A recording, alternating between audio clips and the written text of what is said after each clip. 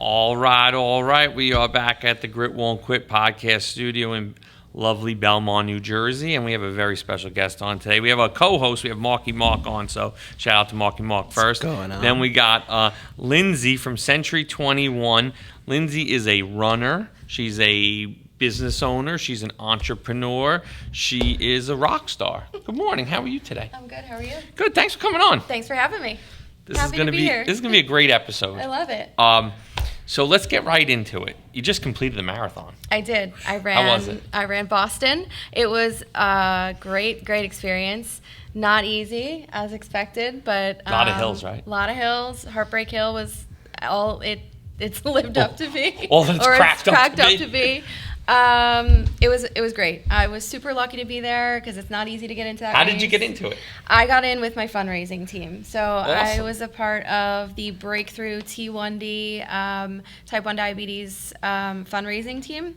That's another thing you have to compete with. I do. So on top of the fact that you're an entrepreneur and a business owner and a runner, you're also a type 1 diabetic too. So you have to watch your blood sugar. Constantly. Yep, my All blood day, sugar every day. reads What's out the number? 111. Okay. So I'm good. All right, that's good. I've been type 1 diabetic for 33 years. Wow. I was diagnosed when I was 6 years old. So Wow. that tells everybody that I'm going to be 39 this year. No, Everyone knows my age. I would have let them do the math. Yeah, that adds a whole other dimension to living and doing everything that everyone normally does because you have to constantly really think about what you're doing, what you're eating, exercising, all the different factors that affect your blood sugar constantly. Mm-hmm. And it takes it's always changing, and you always have to adapt and kind of think on your feet. And it does take a lot of extra time and energy during the day. And you keep a couple things in your bag just in case, right? I do, yeah. Low blood sugar and extra insulin and all sorts of different other supplies. But they say that type 1 diabetics make approximately an additional 150 different decisions a day. Wow. Over the average person. So that's why you're always racking your brain. That's why you always feel like you're like my brain is the like go. on overload. Yeah. Yeah. And that, that needs to come first because obviously, like, health is the most important thing. But oftentimes it's hard to, prioritize. The great thing is it's on your watch now. It's on my watch. Like yeah. in the old days, that couldn't be a thing. No. When I was diagnosed, we had just old primitive testers, and we took shots, and it was completely different. Like now you're like, 111. Yeah, Well, and it's... At the end of the episode, we'll ask what the number is too. It's a blessing and a curse, though, too, because it's constant data. Yeah. So, like, I remember when I was little, not having to be burdened or overwhelmed with these, like, oh my gosh, what's my number? Where's it going? What's happening? Now you have all that information in front of you, so it does become a little bit much to just, like, you have to kind of turn it off for a little bit and say, it's okay. Yeah. Whatever it is, like, don't go crazy. Did people back in the day, obviously, when they were running, I'm assuming they would have to stop and use a manual test and then keep running. So how many miles did you run in this past race? 26.2. Anybody that knows a marathon. I'm never going to run a marathon, but I know that. And 13.1 is a half. It's a half. There you go. That's Way good ahead math. of me. That's good math. I mean, that's a little division there. It was 26.2 miles, and yes, no, I didn't have to stop to test or do anything extra like that because it's obviously all Bluetooth and wireless connectivity. But yeah, back in the day, I wasn't a runner when I was little, but I know when I played soccer and when I was involved in, like, school sports, I would have to take a break and go test and have a snack or a Gatorade or something. So it definitely got in the way more when I was little, and now technology has helped alleviate that a lot. How do you manage it while you're running? Obviously, you're going through a lot of emotions, there's a lot of physical stress. How do you manage that when you're actively running? I wish I could tell you there's, like, one way to do it, but every single run is completely different. Okay. So when I went out and I ran 8 miles yesterday morning just for fun, just to get out. And Wait, that's fun? Yes. God almighty. I could think of 100 things I'd rather do. It was fun. It was All nice, right. So nice and nice and slow and nothing crazy. We got to think about what fun equals. Different. That's different to everyone. The definition. But yeah, every single event, whether it's just a daily run or a race, it's completely different. Like Boston comes with a lot of adrenaline, and you're nervous a little bit and anticipating the start. So I have to take that into account. My blood sugar often goes up with adrenaline. Mm-hmm. That's a natural survival skill. Obviously, if you're fighting for your life, like fighting an animal as a caveman, you don't want your sugar dropping. Mm-hmm. So that adrenaline causes your sugar to go up, and I have to take insulin to counteract that. Wow. So also not too much insulin, because I know once I start running, then I'm going to start to maybe trend low. Yeah. So it is literally like a constant science experiment. Wow. And every single day or event is different. But that's kind of what makes it, if you feel, I do feel a sense of accomplishment, and I do take a lot of pride in it. And I know not all type 1 diabetics feel that way. I think some of them are like, "Why? Shut up. Why would you say that? I just want this to go away." But there's no easy way out of it. So it's like, well, you might as well just do the best you can. No, absolutely. And you've overcome it. I mean, like, you don't let it hold you back. No. I think that's the beauty, and that's the grit of you, in the sense that you don't let it stop you from doing what you want to do. You want to go run 8 miles for fun. Again, that's a different kind of fun. Yeah. But you could do that. Like, yeah. And you make the changes so that it works for your life. Definitely. You have to make a choice, and the choice is to just do better. And not every day is great. Not every day is doing better, but overall, in like the long term, when you look back over 6 months or a year or 5 years, you're like, okay, I've continued to progress and accomplish things and learn, and that's with everything, not just diabetes. So yeah, that's me. All right. So now that we've gotten the type 1 diabetic out of the conversation here, let's get into the real estate. I mean, that's another hustle. That's another thing. It's 24/7 and yes. ups and downs and highs and lows. Yeah, it is a roller coaster every day. And you didn't want to go with something easy in your life, huh? She's a fighter. No, yeah, we got to really keep it fresh. Total adventure every day. These are people's lives, really, not health wise, but financial, and the biggest it's a decision home. of their life. Yeah, it's a and home. The most part. Super rewarding to be a part of that process. Whether it's, it could be not always positive. It could be a death or a divorce, or someone's moving and they don't want to. They have to move for a job or whatever it is. But having people trust you in that way is the most rewarding part of it, and feeling like you're that important to them or their family is really just awesome. But aside from that, it is absolutely wild. The market right now is challenging and kind of a little unpredictable. Still busy, but it's just a really interesting career, and it's something that I am really happy I got into it. How'd you get into it, or why'd you get into it? So, this is a good question. My family started the business when I was born. So in the mid '80s, they started the company. They built the building, bought the land. So you're Brick born and raised? I was born and raised in Point Borough. Okay, Point Borough. Yeah. Well, I was about to go woo woo, but the Point people. That's okay. I'm a Point girl. I graduated Point Borough in 2005. So I live in Brick now. My husband and I live in Brick. But yes, my parents bought the land, built the building, started the business, and I was a baby. And I did spend a lot of time in that office when I was little, crawling around, hanging out, helping with flyers and mailers. Doing marketing material. So when it came time for me to start thinking about work and choosing a direction, there was a point in time where I wasn't 100% sure that was the path I was going to take. I actually went to school and graduated with a bachelor's in fire science. Wow. It's really, really interesting. I thought I did, and I still find it extremely, I'm like super passionate about it, but I did really want to get into arson investigation. So I dedicated several years to getting myself on the right path for that and doing internships, and graduated with a bachelor's in science in fire science. Graduated with a 4.0. Boom. I then was You're an overachiever. in some way. maybe not in every part of my life, but I ended up having to make a choice. What direction was I going to go in? The business or investigations? And I ended up choosing the business. I felt I'm pretty independent. I'm an only child. I thought maybe it would be easier or just more my speed to be able to kind of choose how my day goes and not have any limitations. And with a business, you can take it and do whatever you want with it. So that's why I chose that, and here we are. And how do you like it? I absolutely love it. And how long has it been since you took over from the parents? It's been about 9 or 10 years. So I've been licensed for... You were 29 then. I've been licensed since I was 21. So it's licensed since 21. 18 years, took it over. 18 years. Took it over in the late 20s. How am I doing something for 18 years? That doesn't feel... It feels like a really long time. Something you love? It is. So then that's the answer, Yeah. right? And it's a continual growth and continual change and continual...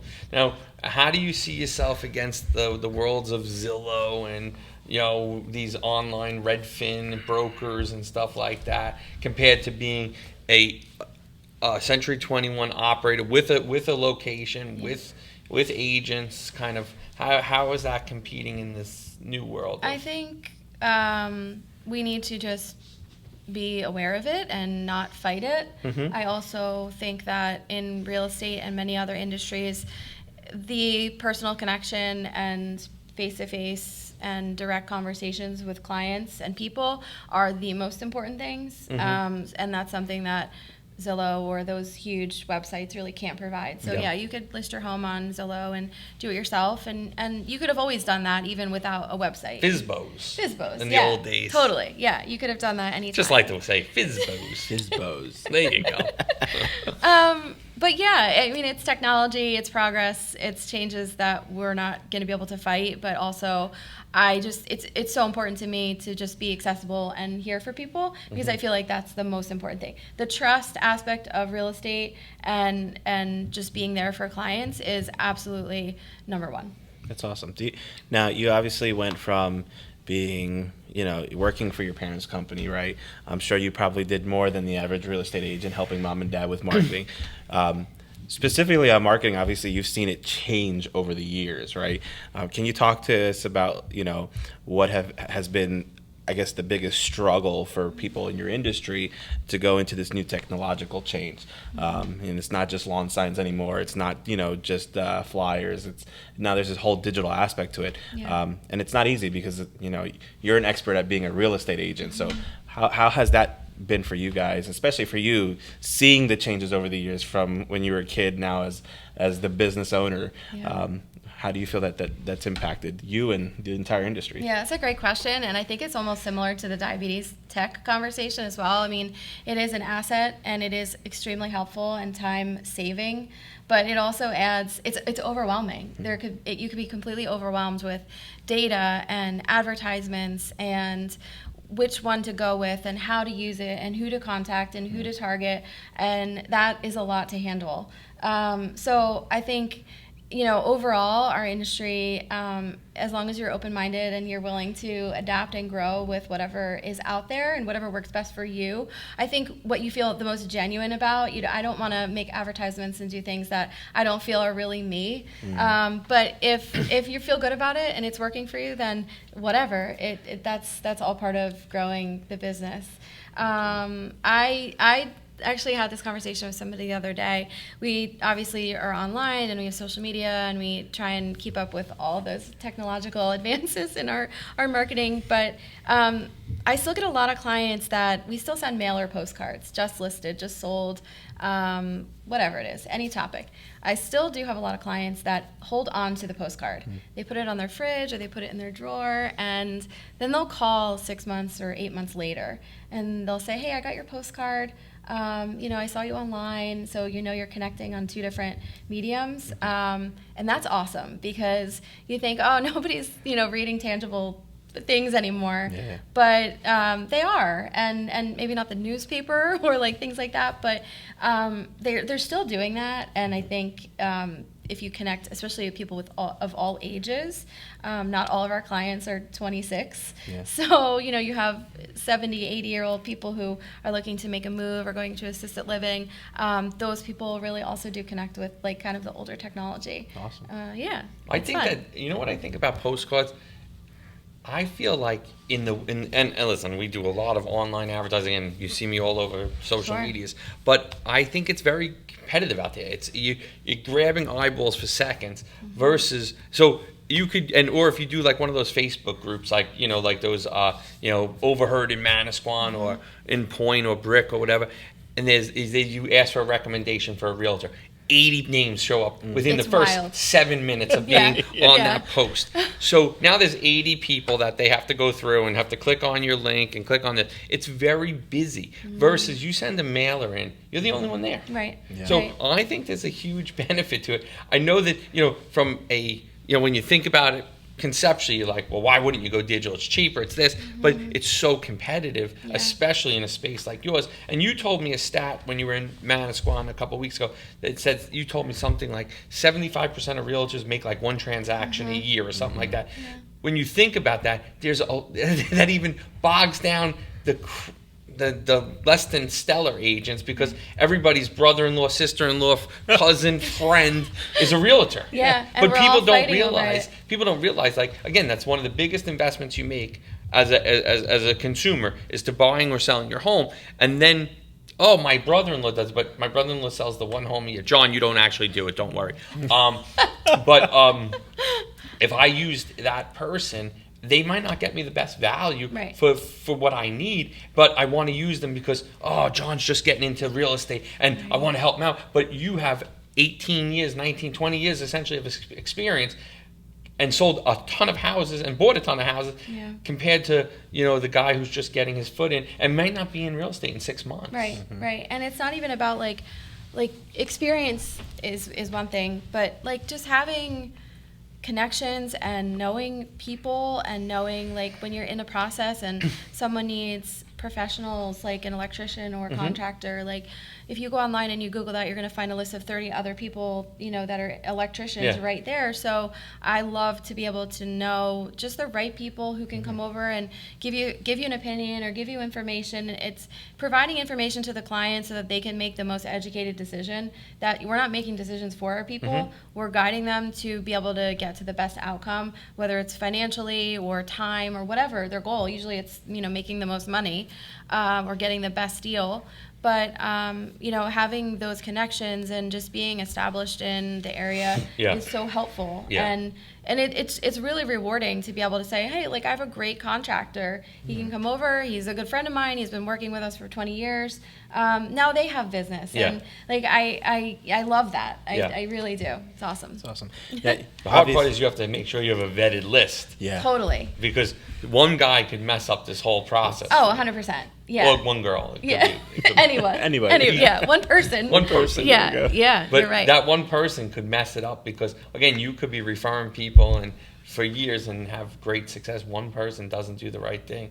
There's a guy right now on social media who keeps getting blown up in every contractor group I've seen. Oh no.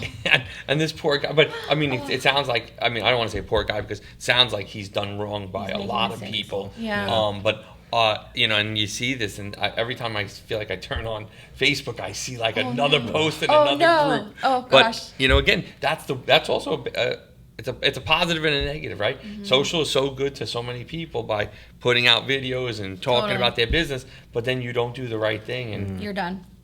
You're done. Yep. Yeah, 100%. And it is unfortunate. Like, some people don't do those things intentionally. They, maybe just didn't have a good interaction Yeah. with someone. But the minute somebody just gets a bad thought in their head, they'll go on Yeah. social media and blow it up. you're done. Yeah.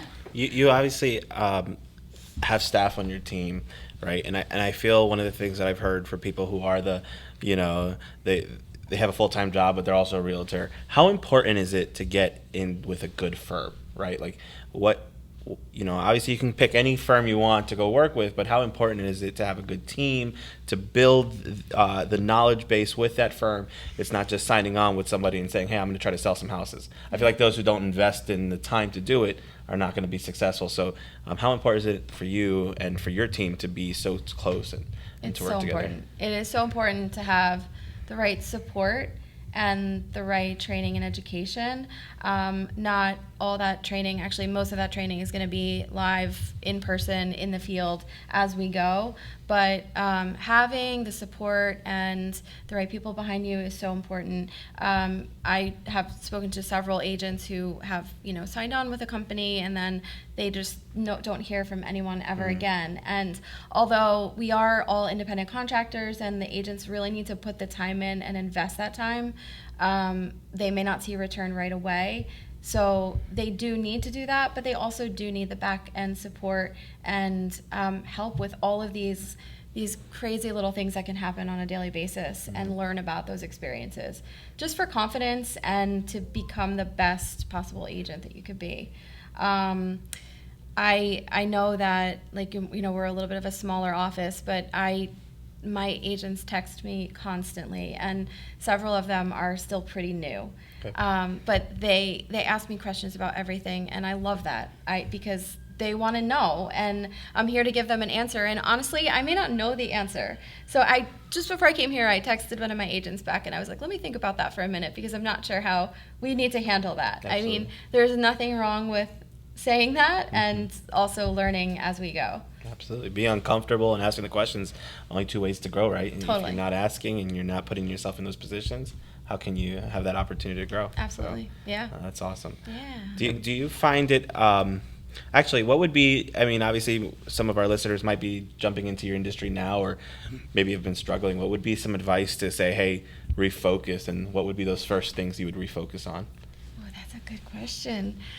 I would really... Mark, she said that about two of your questions. I I didn't get know. that about two of my questions yet. I'm hoping I get there. That's a really good question. Really just, you have to be super tenacious. You have to be super motivated to get out there and make a name for yourself. And you don't have to be a huge agent driving around in a $200,000 car and playing all these flashy Instagram videos. Not that I'm saying that's wrong, because that's totally fine too. You don't have to be any certain thing. You just have to be genuine about the business that you want to build and helping people and really putting the time in to try and get that foundation going and built. It takes a while to get things going. For yourself, just getting your name out there and having people learn about you and trust you and feel like they want to work with you, that takes a long time. So the sooner you can get that going and build a little bit of a good reputation for yourself, I think that's the most important thing. All the education and the ins and outs of real estate and the transactions and the problems and that will come in time. But that's really just get yourself out there and build a good foundation. Put the time in, because it will pay off. That's awesome. Tom, three things, right? Time, being genuine, and being trustworthy. I think that's like a core of every successful entrepreneur that's come on this show. Yeah, that it's not just in real estate. That whole awesome. thing. That again, time. If you don't want to believe in the time, it's never going to work because nothing's an overnight success. Nobody just comes. The amount of people that own businesses that just came in and did it in 6 months, a year, is they're few and far between. It's more of, you gotta, again, someone's gotta believe in you, someone's gotta trust you, someone's gotta say, I want to do business with you, and then you need to do the right thing by them and get their referral for the second property, for the third property. Keep in touch. Keep in touch. Yeah. And again, it's not just wham bam, thank you, ma'am. It's not just, hey, all right, we closed, have a good day here, flip the keys to them. Yeah. Again, you can do that, and that's what some people do, but that's not gonna give you the desired results to build a brand. Right. To build a brand takes time. Takes so much time. Yeah, and it's all worth it in the end. Yeah. Again, I always say I'm not playing for for this Friday or for the end of the month or for the end of the year. I'm playing for 10 years from now. Yeah. You know, again, in 10 years from today, like that's what I want to think about. That's my end goal. So, you know, you do right by people. You give them education. You share knowledge. You build relationships. Yeah. Ultimately for 10 years from now. Totally. Absolutely. 100%. It's so important to put the time in. You got to work hard. Hopefully, I'll meet you at that park in 10 years and we can Oh. talk about A little lunch at the park, right? That would be lovely. all the successes and struggles of How we got here. of how we got to the park. I love But it. I mean, I think that you nailed it. I mean, I think that that's, you know, and again, you've been in this game. Your parents were in the game, and now you're in the game. So like, you understand, like, it's just not flip No. the switch and it's done. And I think a lot of these people that are on social media, I'm not saying that none of them are successful, but I think there's a lot of people that pose on social media something that, you know, is not 100% Yeah. fully what it is. Yeah. You know, and again, you don't go on social media on your worst day when you look like crap and you're like, let me post today. You post Yeah. only on good days. Yeah, absolutely. That's So social you gotta, media. yeah, that's social media. Yeah. But I think that I think more people, especially younger people, need to hear that. Like that's social media. It's not reality. No. Again, it's very hard being in the thick of it as the business owner, as a realtor in a competitive, tough market Yep. with interest rates and blah blah blah. You know, there's so many factors going on right now that it's not all, you know, rainbows and sunshine. It's not. And there's a lot to be said about learning how to overcome the bad days, the bad weeks, the bad months, whether it's in business or in life or with health or running or whatever. You have to be strong enough to like absorb that, you know, negativity or and get rid of it and move on. You know, a couple days ago I had just an absolutely terrible day. Things were falling apart and people were not getting what they wanted and you know, you look at the day and you're like, wow, I had like 6 or 7 things go really wrong today. Was it Monday? No, no. Monday was a shitty day for me. Was it? Oh, it was Something terrible. was just in the air. That's why I was wondering. No, I don't actually remember what day it was, but you know, you have to be able to just you can't go so low or so high. You have Yeah. to really remain like level and just know that what you're doing is the right thing. You're doing as much as you can, and you know, in a couple days or a couple weeks, you will come out okay and you'll be fine. And once you do that, I mean, people know this in life. Once you do that a couple times, you're like, okay, I can got do this. that. Yeah, Yeah, absolutely. you can do, and that's how you grow, and it's so important. I think that's a great way to think about it. Like every day is not going to be a great day. If you're self-employed, if you're a business owner, or if you work for somebody, every day is not a great day. But again, know that, you know, if you believe in what you're doing and you believe in the system and you believe in everything, it will work. Totally. And I think the more that you do it, I mean, I don't know, I can't speak for you, but I know, listen, there's some days that are great and there's some days that aren't. But I also know that if I do the same thing and I give the same effort and I give the same client, you know, I try to be great to our clients. If I do that day in and day out, I know at the end of whatever that term is, it's going to work. It's gonna work, yeah. And you know did the that best you're you gonna make people happy. You're gonna help them get there. So you get done what they need to get done, and you know you keep moving along. Absolutely, so important. So Love there's times where, and obviously you're in actually one of those times too, where people get stuck in keeping things the way it was for a long time because you're scared of making that change, right? And you're in the process of coming up with a new look for your company, right? But it's still the same value. And that's not an easy thing to do because it's like, oh, what if I change this, will it impact my business? But while you're in the process now, obviously as you get to that place, how does that feel, especially as a business owner, as an entrepreneur, and a real estate agent, to make a change like that it's going to impact you, right? Obviously it's scary, but how do you feel about it, and how should people take that, or why should they invest in change? It's definitely scary, but those stupid things that you hear where it's like you should do one thing that scares you every day, or you should, you know, get out of your comfort zone and do hard things, or whatever the motto is. It's all 100% true. I mean, you do have to just do it, even if you don't feel like you're quite ready. There may not be a perfect time. And that's for everything. There may not be a perfect time to get married or have a baby or make a change in your business. So you need to just know that the changes that will come may not be, it may not be linear. The progress may not be linear, and you may face things that will challenge you, but also probably change you for the better. And when you overcome whatever challenges you have, then you'll be in a better position to, grow and be a better business. That's awesome. So yeah, it is a little scary, but that doesn't scare me. Does that make sense? Good. Yeah, absolutely. It's okay to feel that. You can acknowledge those emotions and then just continue moving forward. That's great. Right. I think a lot of people in small business, they get scared to make those changes, and then they hold off because they're not sure what it's going to look like or what it's going to be like. But right, just taking the leap of faith, knowing that you're still offering the same value, you're still offering the good service, and that's not going to change. But you can create a fresh perspective that meets the needs of today. Totally. And that's huge, right, Tom? I mean, Yeah. I Agree. think a lot of people get, whoa, I got to do this. Yeah. But once you get to that place, it's a whole new world, right? I mean, new opportunities, new look. So And it's exciting. no, that's good. Yeah, very exciting. Any new projects you're working on right now? Anything that's exciting? Not really. I mean, with work, just continuing on this path. Let's get our next chapter rolling, get our new face public, and continue, representing our clients and our customers in the best light. Personally, I don't know. We're doing another marathon in October, Ooh, so okay. that's on the calendar. Other than that, Where are you just, running that one? Marine Corps Marathon, All right. Washington, D.C. That's very cool. Oh, that Yeah, sounds great. yeah, that'll be a good one. So right now, I just no crazy projects, nothing major. Just Cool. enjoying the summer. Get I'm ready for the summer I and enjoy know. every minute of it. I'm ready. I'm ready for just some good local time and maybe a little bit of relaxation. I don't for know. you. We'll see. Good. Here and there. All right, so as we wrap up today, you did great. Let me just say, if you came in a little nervous, you left great. You did Thank great. you.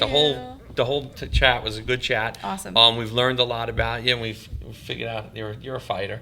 All right, so as we wrap up, I want people to know your website, how to find you, social media, and then the last thing I want to know is what the blood sugar number is. Oh my gosh. Oh, it's up. What are we at? 140. She's Okay, we're okay. This is fight or flight. You were answering some tough questions here today. too many good questions. All right, my so we're at a goodness. 140. We're at 140. And we feel okay. I'm totally fine. So we'll take a good. little bit of insulin when we get There you down go. here. No So worries. let people know where to find you online, your phone number, where to find you, your location, whatever you want to tell people. Okay, so we're in Brick. Our address is 321 Herbertsville Road in Brick. We're right off of Route 70, close to the Point border. 5 minutes from the Manasquan office. 5 minutes from the Manasquan office. We've been there for how long? Almost 40 years. And I just had a whole new landscaping scheme done out front, so come take a ride by and text me. How nice Tell it them, looks. text me, you love it. Instagram, Broker Lindsay is my tag. I'm not going to give the website because we may be adjusting that, so All right. maybe we can hold off on that when we redo that. Hopefully Wingman does it, and then we'll release it for We'll you. release it. There'll be another discussion. Yeah, we'll release the website. But find me on Instagram, Broker Lindsay. I'll be here, and you can check in all the updates that we're doing. Awesome. Office. Have a great summer. Thank Enjoy. you. Keep selling a lot of real estate. Keep doing great things. And I can't wait to hear about October after you finish that marathon. Yay! Thanks, guys. Absolutely. Thank you. Appreciate it.